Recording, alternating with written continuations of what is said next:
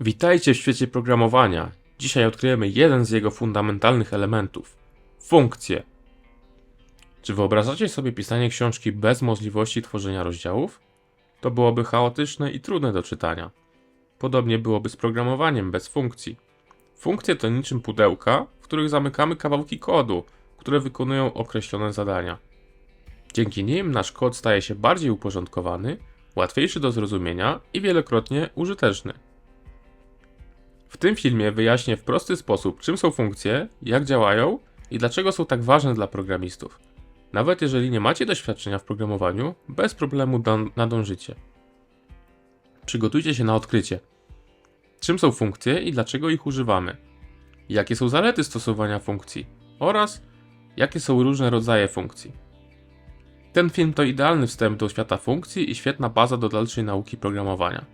Zapraszam do oglądania. Czym są funkcje? Wyobraź sobie, że gotujesz pyszną zupę. Masz przepis, który składa się z wielu kroków. Krojenia warzyw, podsmażania cebuli, dodawania bulionu, gotowania, doprawiania. Gdybyś miał powtarzać te czynności za każdym razem, gdy chcesz zjeść zupę, byłoby to bardzo czasochłonne i nudne. Lepiej to zautomatyzować, dając na przykład robotowi, by wykonywał to po kolei. I właśnie tak działa funkcja. Funkcja w programowaniu to nic innego jak wydzielony fragment kodu, który wykonuje określone zadanie. Możesz o niej myśleć jako o gotowym przepisie, z którego możesz korzystać za każdym razem, gdy potrzebujesz wykonać tą samą czynność. Dlaczego warto używać funkcji? Ponieważ ułatwiają pisanie kodu. Zamiast pisać ten sam kod wiele razy, możesz po prostu wywołać funkcję, która wykona zadanie za ciebie. Ponieważ kod jest bardziej zrozumiały. Funkcje dzielą kod na mniejsze, łatwiejsze do zrozumienia fragmenty. Ponieważ zmniejszają ryzyko błędów. Ten sam kod jest używany w wielu miejscach, łatwiej jest znaleźć i naprawić błędy. No i ułatwiają ponowne wykorzystanie kodu. Możesz używać tych samych funkcji w różnych programach, oszczędzając czas i wysiłek. Jak działają funkcje? Funkcje składają się z trzech głównych części. Pierwsza jest deklaracja funkcji i to jest instrukcja, która informuje kompilator o istnieniu funkcji i definiuje jej podstawowe cechy. Jest to niczym plan budowy dla funkcji, określający jej nazwę, argumenty, typ zwracanej wartości i zawartość. Składowe deklaracji funkcji. Najpierw jest słowo kluczowe def, akurat w Pythonie. Oznacza początek deklaracji funkcji. Później jest nazwa funkcji, unikalna nazwa identyfikująca funkcji. Następnie mamy nawiasy okrągłe i zawierają to opcjonalne argumenty funkcji. Później są dwoje znaków dwukropka, oddzielają nazwę funkcji od bloku instrukcji. I następnie w bloku instrukcji tu jest kod, który jest wykonywany, gdy funkcja jest wywoływana, po prostu. No i na samym końcu wywołanie. Polecenie, które uruchamia funkcję. Po prostu wywołujemy daną funkcję. Wywołując funkcję, uruchamiamy blok kodu, który jest wewnątrz jej. Tutaj akurat będzie print block po prostu.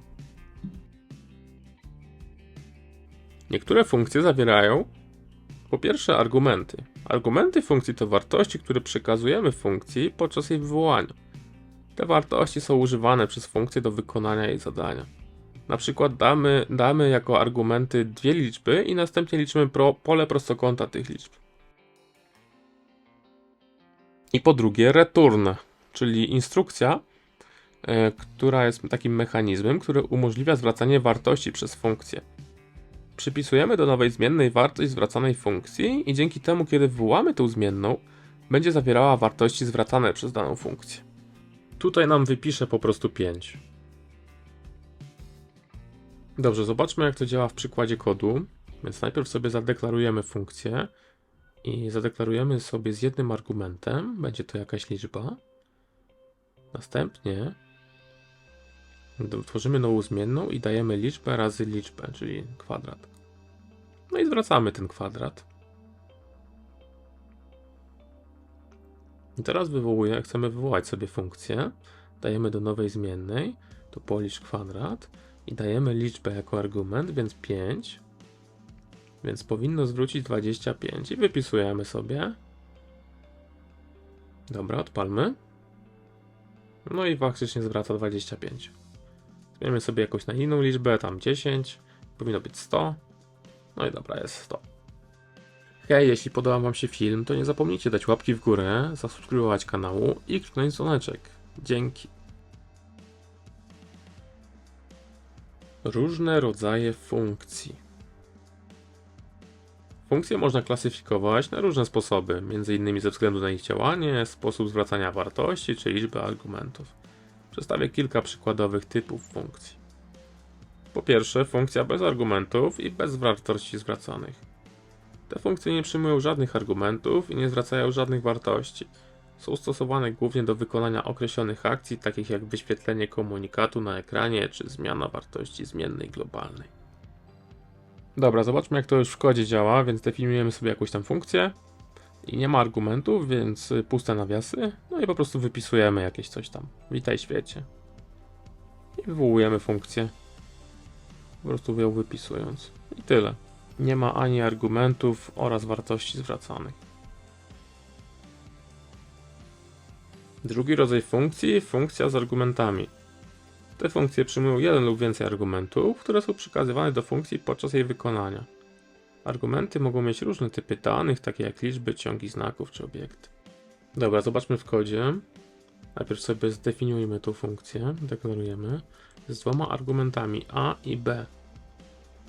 Następnie wypisujemy sobie te argumenty i robimy na nich jakieś operacje proste, tam a plus b będzie.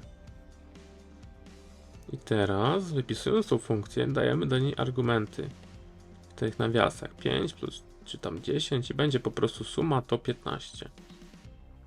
Tak jak wypisaliśmy argumenty, dwa się sumują. I zmienimy sobie tam pierwszy na 12, a drugi na tam nie wiem 2. To 14 będzie w sumie. No jest. Trzeci rodzaj funkcji to funkcja zwracająca wartości. Te funkcje wywołują obliczenia lub operacje i zwracają wartość do miejsca, w którym zostały wywołane.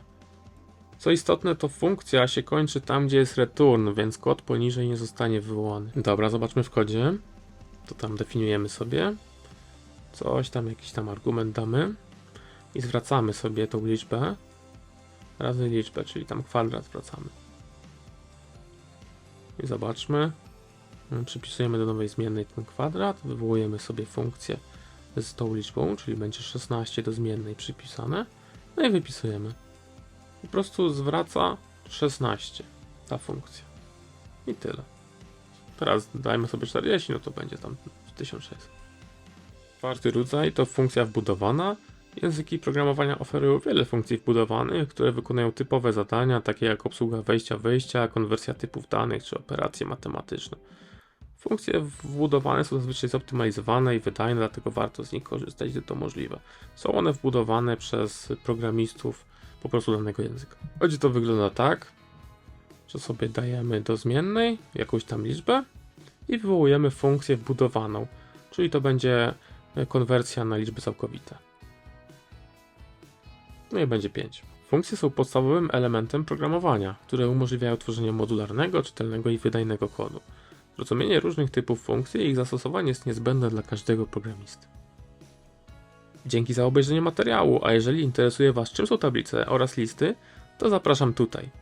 Na razie.